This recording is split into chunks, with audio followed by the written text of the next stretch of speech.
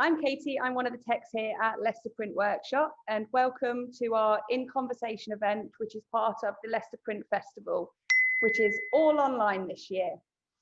So our In Conversation this time is with Emma Fitzpatrick. So pre-COVID, these events happened here in the studio pretty much once a month sort of thing, on a Wednesday evening. So this is kind of just a little bit of an insight to what happens here at the workshop. So if you've got any comments or questions throughout the talk, the chat box is open, so please write them in there, or you can keep them until the end, and you can either ask them yourself or write them in the chat box as well. So I'll kind of get straight to it. So Emma is a freelance concept designer, visualizer, urban sketcher and fine artist based here in Leicester. So we're going to jump straight in with the questions.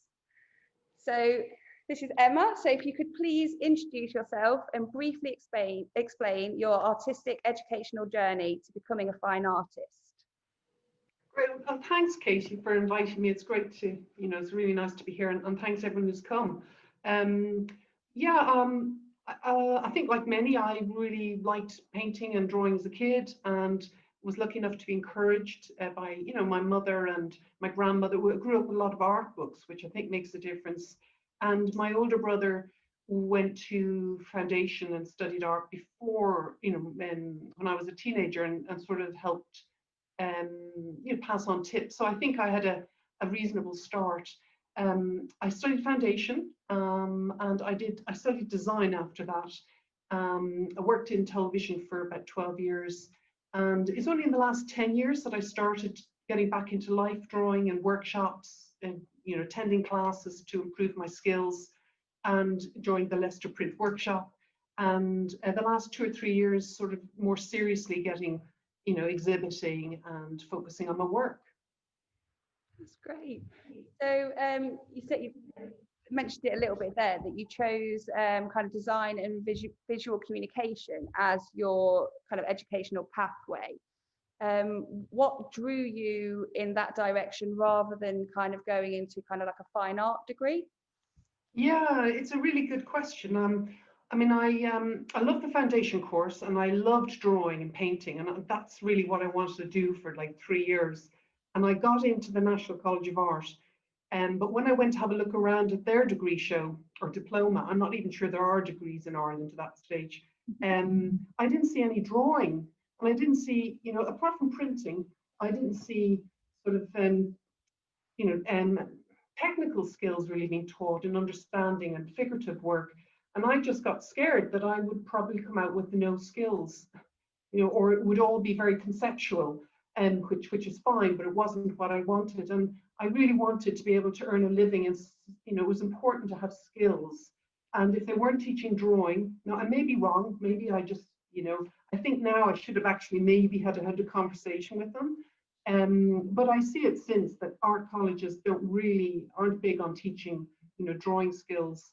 And so I wanted to come out with some skills. So in Dún Laoghaire, it was like an apprenticeship in lots of different areas. So television and graphic design. But I also, Katie, loved film, fanatic about film. And I thought, maybe theatre might be an option. And RTE, which is the national television station, had a connection with the college.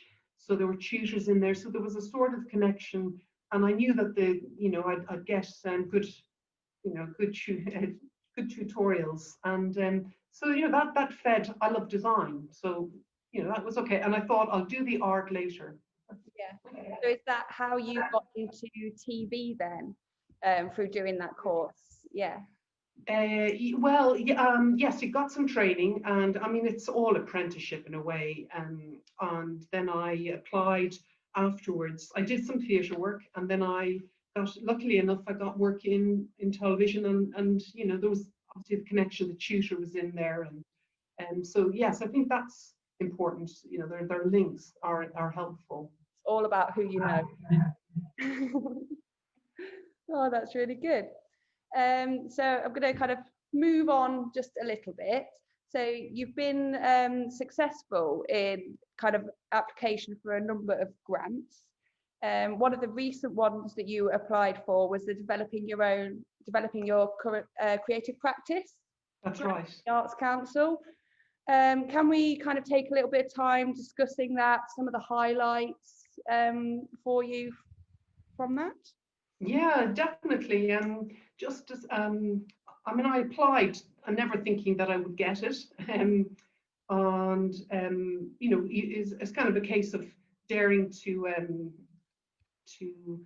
sort of dream, you know. And these, I think, applying for these things, whether you get them or not, are very useful because you really question what you want. It gets you to kind of think and plan. And I thought, well, if I don't get it, I'll try and do it. But yes, it was for £10,000. It was Arts Council of England, develop your creative practice.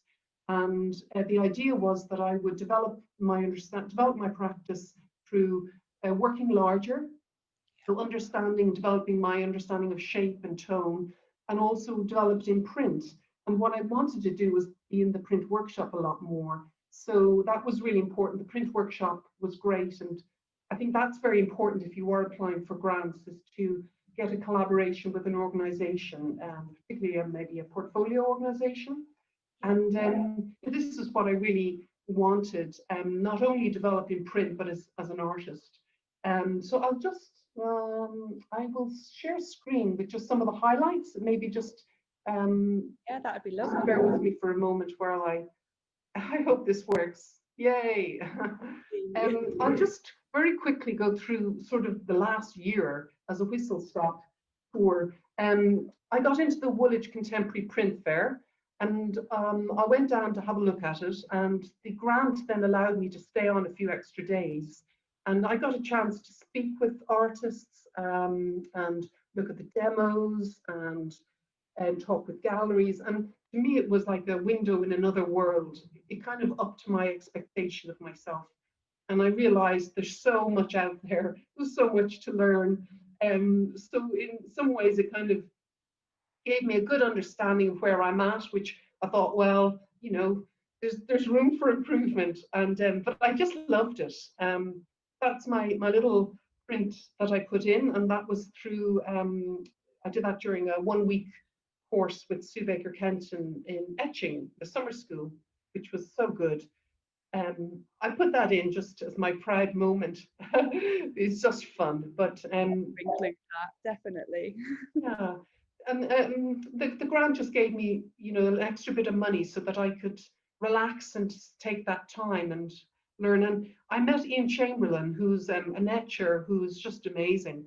I love his work. I saw it in Birmingham, and I went to one of his talks, and very interesting. And I asked him what he meant for me, but he's very much into line, and you know, he teaches in Bristol, and it was just very useful chatting with him. So that was very interesting. And then, you know, for the first few months, I thought I'll just meet people and chat with them. And I was in Dublin, and I thought I'll pop into the graphic print studio in Dublin. An old friend, Susan Early, is you know, part of the management there, and I honestly thought it would take about 10 minutes. I'd be in and out. But that building is I think it's 4 stories high. It took about 2 to 3 hours. She was so good. She went around the whole place and showed me how they work. And, you know, perhaps this is another talk sometime. We look at different ways print studios work.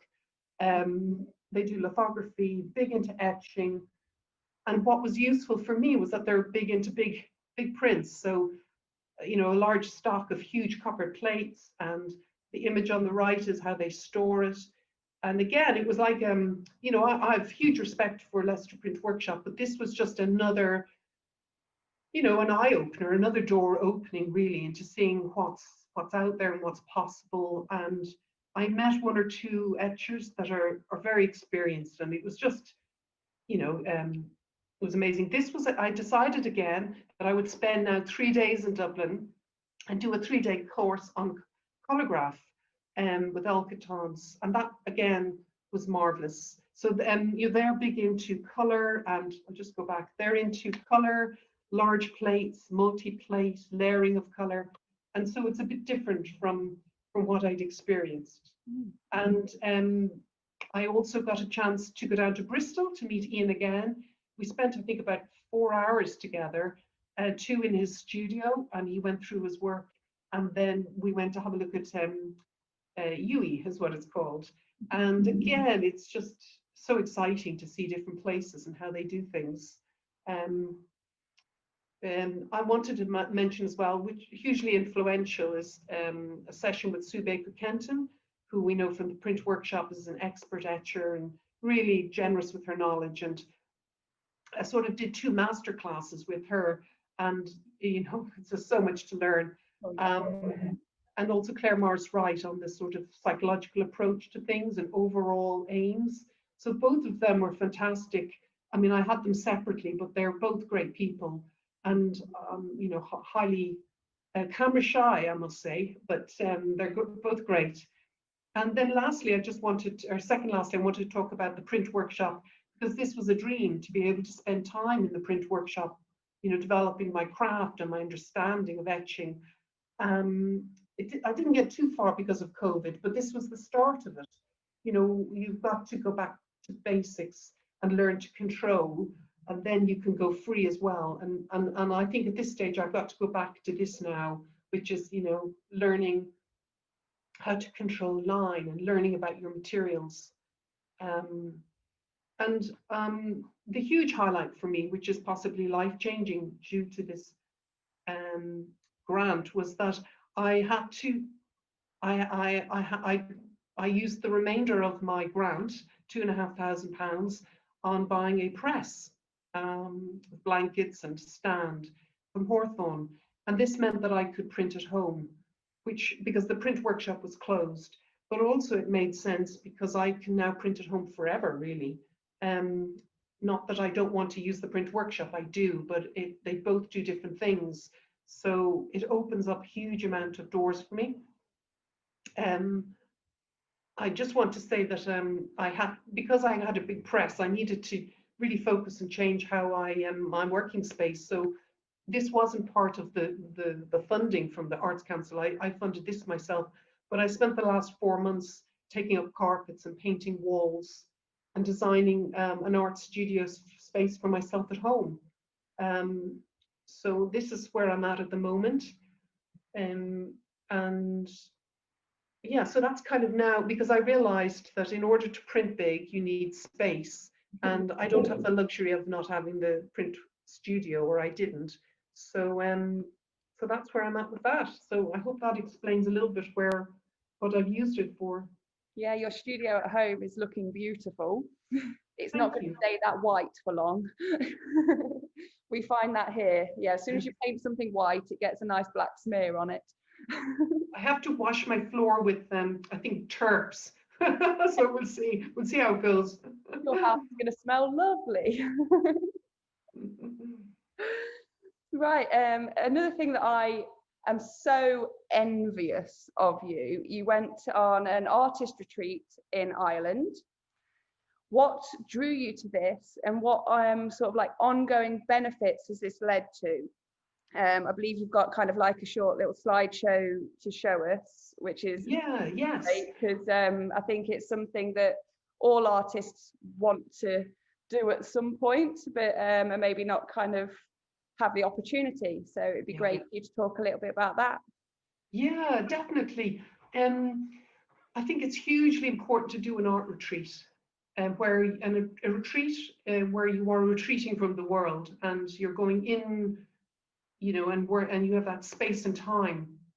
I think even if it's like 2 days in a hotel somewhere by yourself, you've got to be alone, I think. But maybe an opportunity to meet others for a short period, but back alone. And you can't do it at home. It's a completely different space. You know, you have to get out of your physical belong where the bills and everything are. And I think it's something we should all try and do every year a little bit, you know, even if it's off in a tent or something, or in someone else's house or something.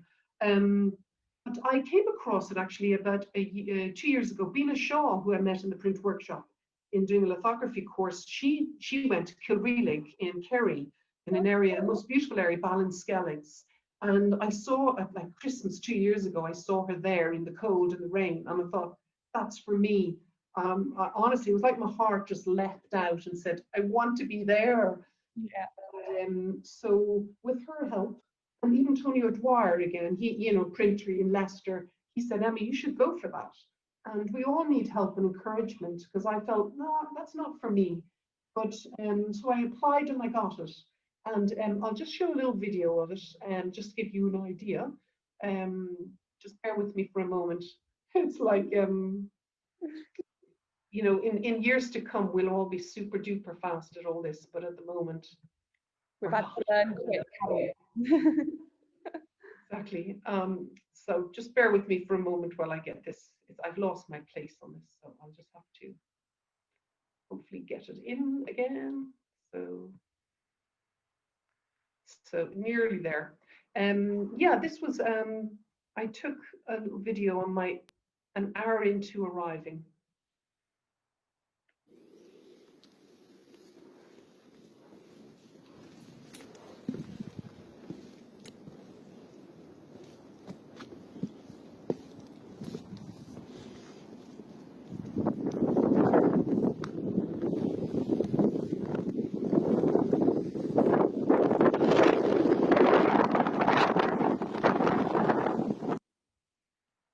I'll just see if I can get my next image while I'm in here. Probably not, but I'll just see if I can change. That view is amazing though, isn't it? That view. Oh, it's outrageously gorgeous. I'll just stop sharing there for a second, and I'll come back into other photographs. But yes, it's an amazing place, and I think it has influenced me and many other people. Half the people that go have to be Irish, so the rest can be international. Could be poets, musicians, and once COVID is over and hopefully they survive this, I recommend people go. The only downside is there's a step ladder, so accessibility might be. Just bear with me while I try and find my file again. Find your place. Yes, nearly there. So yep, nearly there. PowerPoint. There we go. You see that? Great. So it's an isolated area. It was, I think it's like 1700s, and it was derelict about 60 years ago. And community got it, put it together. An amazing woman whose name escapes me. I'm so sorry, but she's an awesome woman. And she led this sort of project to use this as an artist retreat and get funding for it. And it's kind of like an ancient Boreen road. It hasn't been really touched in a long, long time. Up this road, fantastic views. You walk up the road and there's a Neolithic site. There's old schoolyards. It's a very, very special place, and you are left alone, which is the beauty. You're not, nobody's looking over your shoulder. You do what you want, and it changes all the time. I thought it felt like a lockdown, and I thought I'm never going to be able to explain how this feels to people, and then COVID came. So within that, you've got your cozy little area. And I love the kind of the peat, being able to burn, the smells. And you have your own studio space. And what I realized from that was how important it is to take a step back and look at your work 3 to 5 meters. It was a new experience, and explore and have the space to do that. And I set up my little print area, my X-Cut Express, and started playing about. They also have a connection with the print studio down there. So I did a course on monoprint, which was very good. And I still would like to develop, what I've learned from there. And I must have done a few hundred paintings and drawings with nothing finished, but just exploring. It's just gorgeous. And so you have to almost as well, I learned a kind of way of being. You are an artist, and to be self-indulgent, and that's what you're meant to do. And part of the theme which came later is like, you know, looking back on the photos now, I see that, you know, the land is a lot of sort of things have changed, you know, like this was the original Kilreelig town, and I think through climate changing, it was too cold and they moved down. And I think there's an awful lot of structures and remnants of different time periods, which I think has influenced the work now. I got a lot of thermal gear and went out, sketched a lot. I can highly recommend very unattractive army leggings. I can give a link for them, but they were a lifesaver. I was toasty warm. So that's the kind of cottages. There's about 10 of them, I think. And this was one that I did. I just wanted to say as well, the weather fronts are sort of overwhelming at times with all the storms coming in, and I decided to go out and paint in them. And I think that's affected the kind of work I have, the sheer force of nature. These are kind of invisible forces that you can see the effect, but not see it. And it's just a natural beauty.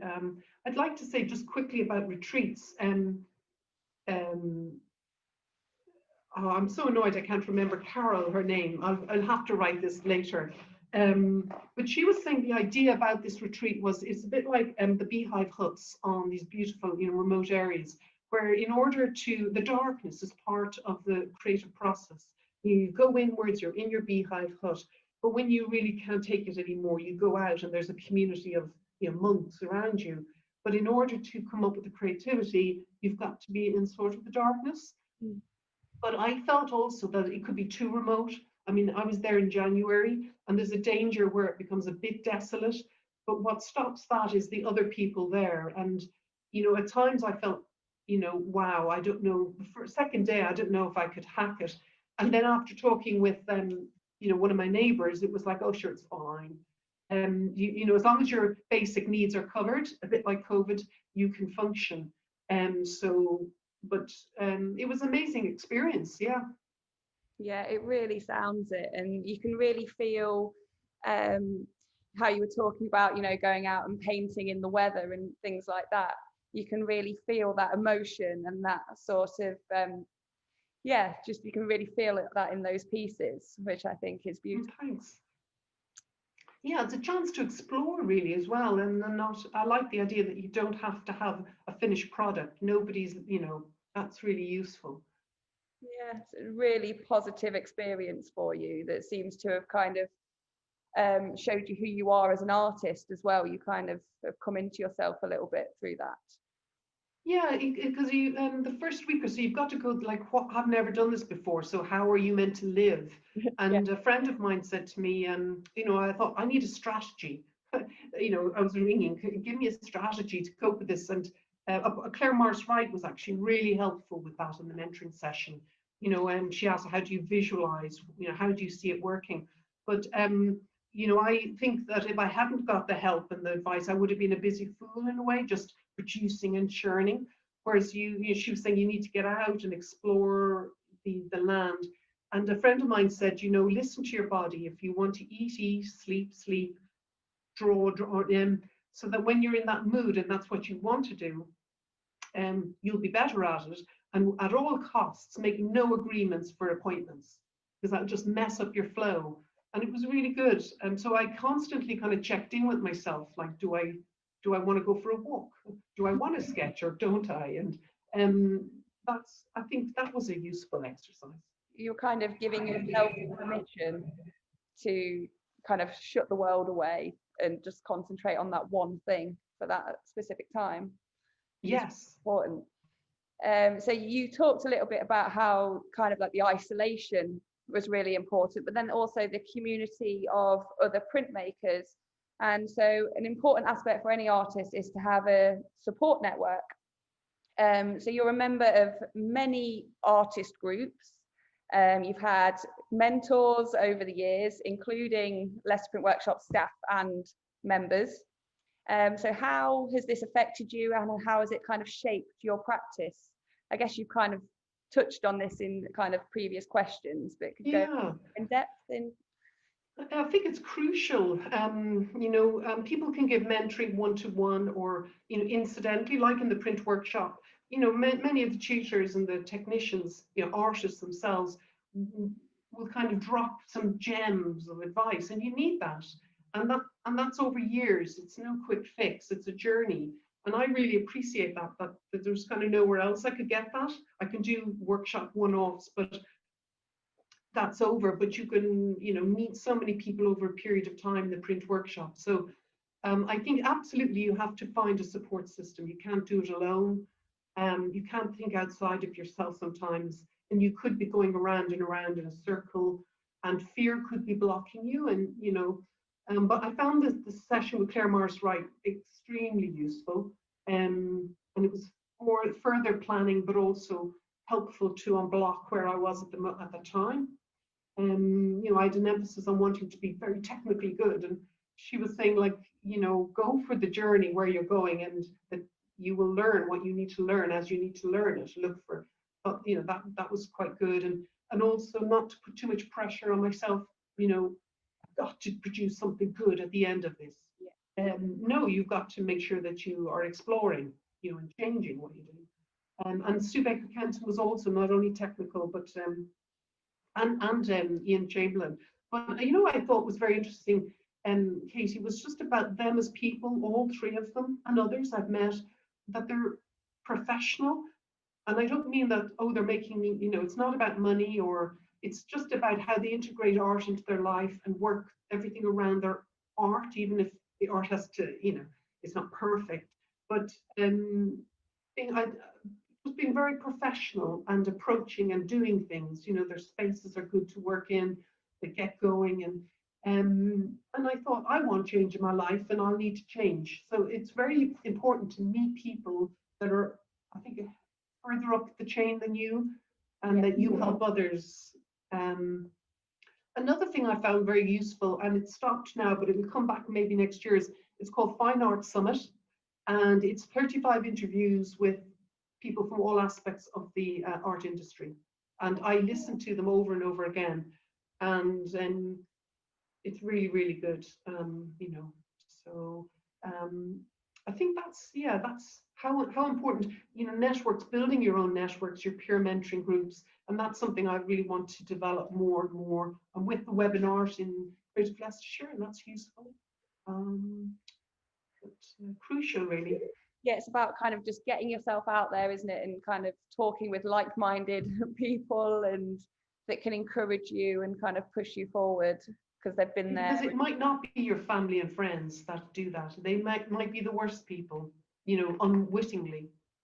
Yeah, I think that's what's really good about kind of a print workshop, isn't it? Is you've kind of got that automatic kind of support group, haven't you? That when you join. Yeah, and you're opening to new ideas. You're seeing things. Yes, yeah, that's really important, isn't it? You always get little bits of inspiration from looking over people's shoulders. Yeah, because I think the approach to not just the technical, but just how do artists live and work, and how do they?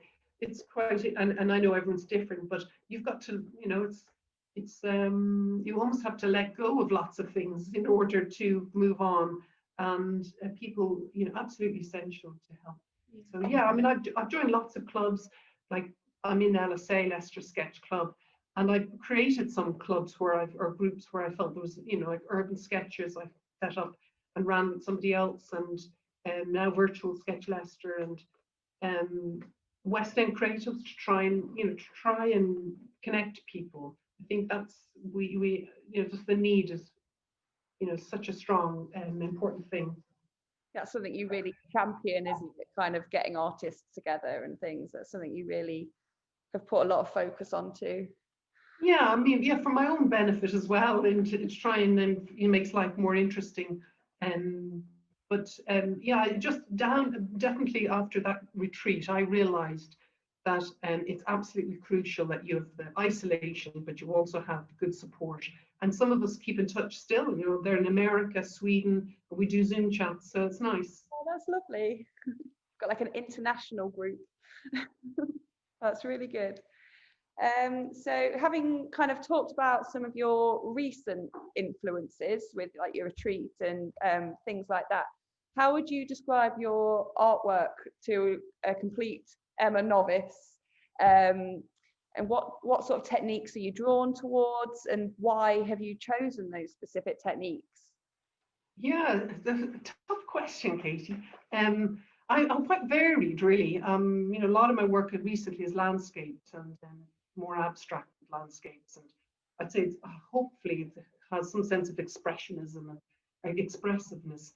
And I love line. I've always loved line and drawing, and but over the years I love the lack of line just as much, and that combination of line and block, of shape or blurred, lack of line and broken lines. And I think I'm always trying to work between the two, the tension. And yeah, so I think that's kind of running through my work. And whether it's landscape or figurative, the kind of themes are the same. But you know, I'm very interested in history and civilizations and how they kind of form and they dissolve. And you know, I mean, you know, in Leicester here, you've got the Romans and sophistication with underfloor heating systems, and you've got like they leave and the Saxons don't quite manage it, and it's a bit rubbish the building, and then the Normans come in with their economics and better building and how things. I'm really interested in all of that and the people behind, you know, whether it's a little shed or some tents in a desert or a city. I just find it fascinating that we as humans are so clever in that we create environments to survive on this earth, and we do this over time. And I think some of the work has been influenced by the retreat, the weather, and seeing what I've seen with the, you know, that special place in Kilreilly where you see time in you know, different periods of humans, and then COVID as well. The sort of feeling that there's this huge invisible change coming in that's shaking us all up and changing, and we have to change. You know, our societies will change, which can be good and bad. And so I think there's a little bit of that, and you know, the kind of you know, I suppose the idea of time as well, that we are only here for a short period of time in the vastness of it, and there's a sense of loneliness, I think, about that, and but also wonder and amazement that we're here and we're sentient and we're here. So that's sort of a vague theme running through. I'll show some of my work, actually. That might be helpful. I don't know if you can see that. Yes, that was one I did about this time last year in a core workshop with Peter Clayton. Actually, I really enjoyed that workshop. Semi-printing, and really helped me actually move more into abstract. And again, I'm trying to work at the tension of block shapes and line, and the kind of remembered landscape that project was about, and that showed in the RBA, which I was quite happy about. Oh, excellent. And just move on to my next one. But working in different ways and being playful. When COVID hit, you know, like the rest of us, our plans changed. So I tried to set up at home with my little X-Cut Express there on the left. And I tried to pick up from where I was with the etching, and I realized I wasn't set up for it. I wasn't going to etch. So I needed to do something different. And so I decided to do mono printing. And it was great, actually, because it allowed me to understand some of the elements of printing, you know, really focus on paper or pressure, because I realized I was spoiled in the print workshop. This is all done for you, you know, like what is the right pressure for a monoprint? And then I really enjoyed it. I watched a video by Jason Hicklin, who's an amazing printer. Ian's Gallery did a video of him, and I saw him using you know, rubbing down ground, and you know, and I sort of was influenced. I'm always using tape anyway, but as stenciling. But this was part of the process where I'd ink up the back of the tape, and then with a sharp implement, you know, transfer ink onto it. And then here as well, it's kind of rubbing the diffusion and removing lines. So it's very much about putting on and taking away, and and just, you know, I using a lot of rollers and inks. So it was quite a good time for me to be very quiet and just work with what I had. Yeah, I had all this equipment from the Kilwheelic retreat. Um, and so these are details actually of a body of work that some of this is in the Society of Women's annual exhibition, and 4 of them are in the Woolwich Contemporary Print Fair, which is on at the moment, doing lots of talks, which well worth having a look for the whole month, apart from your own good fair. And this one I think is a little bit about, you know, it reminds me a little bit of maybe early Dutch work, you know, just small settlements emerging from plains. And even if it's a hut, it's just as important as a large city in terms of importance to people. Working larger here, working on a metal plate.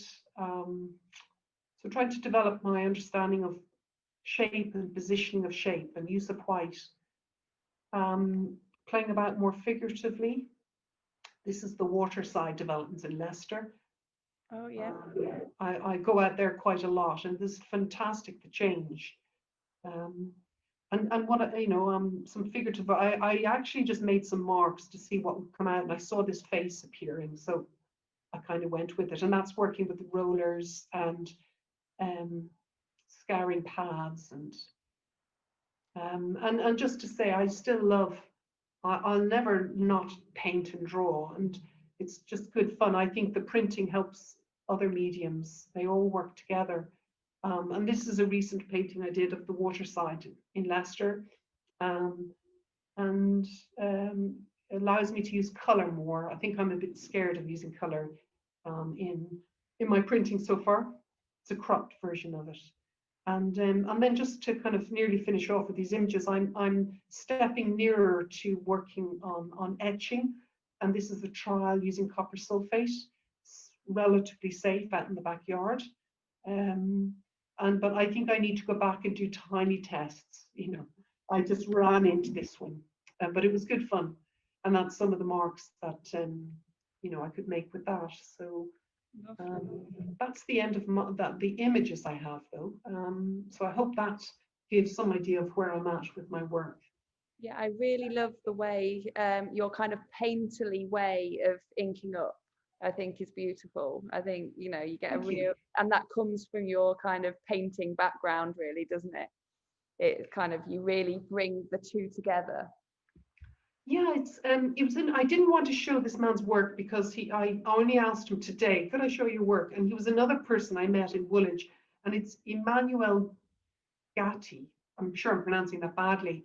And he had these just amazing, huge prints, and they were expressive and painted. And he managed to, he was very kind and chatted with me. And then I like Ian's work, which is the line. And I just want to find a way between the two. I mean, Ian's an expert on line, just amazing.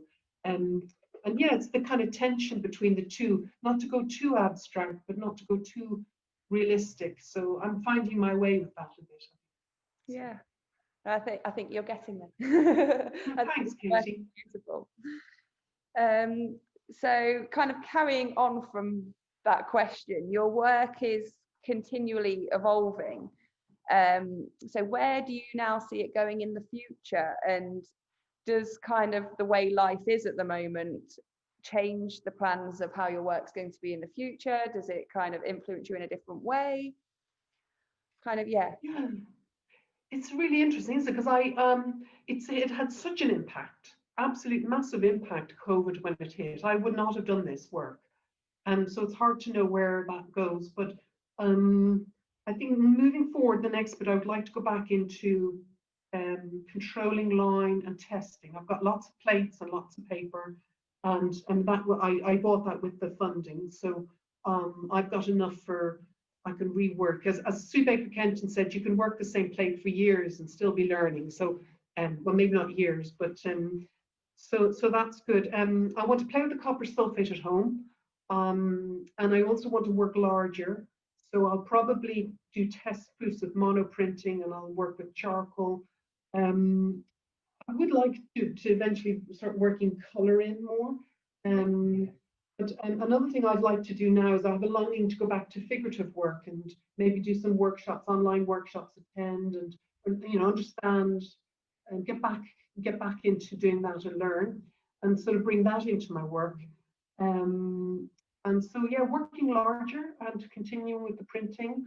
I think that's where my main aim is to actually just be doing something all the time, and I should be able to do that at home. So then we'll get you back into the print studio. well, exactly. I went in just a little bit before the last lockdown, and I just thought, oh, somebody was screen printing, and it's just so nice to meet. I mean, it was just weird because I don't really leave the house much, and it was just so lovely to be open to influences again and have a chat with Katy Goodrich, who was talking about copper sulfate, which was great. And oh yeah, these things, like I forgot to mention, I recommend this body of books, Printmaking Handbook, and I came across it because Katy Goodrich had put it into the shop in the Print Workshop, and they're very good if you're working at home. But it's this sort of influence, these sort of conversations, and that are good, and also it would be nice to print in there as well. It would be great because one of the things I probably realized is that you need consistency with. We'll see what happens. I reckon there's a long learning curve ahead, so I look forward to being back in there. Yeah, it seems like now you're really kind of concentrating on some of the technical aspects, and really kind of just drilling down into those. Yeah, I want to make copper sulfate work, and it's no good just sort of, I need to be able to control it to a certain degree, and then be able to go a little bit mad or whatever. An addition would be nice, and not a variable addition. That's all. I want to see what else I do, and also I'd like to work really large, eventually. So, but got to grow slow, step by step. Do you have any advice for any kind of newly emerging artists? I know you've kind of, yeah, I know you've got some ready in the bag. So yeah, if you just want to take it away. Yes, I do, and I want to. I know you say if I can find them, because I feel like I've been learning lots over the last year, and if I can just pass these. Bear with me for a moment. Well, it's. I mean, I might change my mind and work on. Oh yeah, it might change horribly, and I might look back and say, how naive was she? But these are things that I thought were important to me. One is, ask yourself, what does success look like to you? Because that's, what are you searching for? Because some people want fame and fortune, and others very happy just producing the best work they can. So what does it look like? Another thing that keeps coming up is, act professional up, and not be and not be an amateur. Go for it. What are you doing? Live and breathe it. Get serious about what you're doing, and don't sort of be on the sidelines dabbling. And I thought that was very interesting. Another thing also about it is, like, as a freelance visualizer, I provide a service, but there was a very good, there are blogs called Letters from a Hopeful Creative, a podcast, well worth listening to. And it talked about being a business owner as opposed to a service provider. And I thought, oh, that's interesting. So yes, I want to have a business, and it's not necessarily going back to money or anything. It's just about, what are you doing? What are overall are you saying? What's your ambition within that? And that has allowed me to sort of have Emma the artist and Emma the protector business person, and the two, and it allows me to maybe make decisions in a different way. Whereas if I'm sort of passive in a way, saying, I hope somebody rings me, I hope somebody buys my, which I rely on other people to employ me for my design. I don't develop that as a business or ideas. I thought that was very interesting. The third thing which we've mentioned, and I think that's probably more important, is find a support network, because you'll find your answers within that, if it's a good support network, and no one person can give you all your answers. Another thing was interesting. Tony O'Dwyer told me about this. It was Steve Houston who did What Is It Like to Be an Artist on YouTube. And he said, don't become a copyist of yourself. Don't be doing the same work 5-10 years later, because you're just going to be doing it, repeating it. It's going to be boring for you. And so you must find your own work exciting. And in order to do that, you need to change. I thought that was interesting.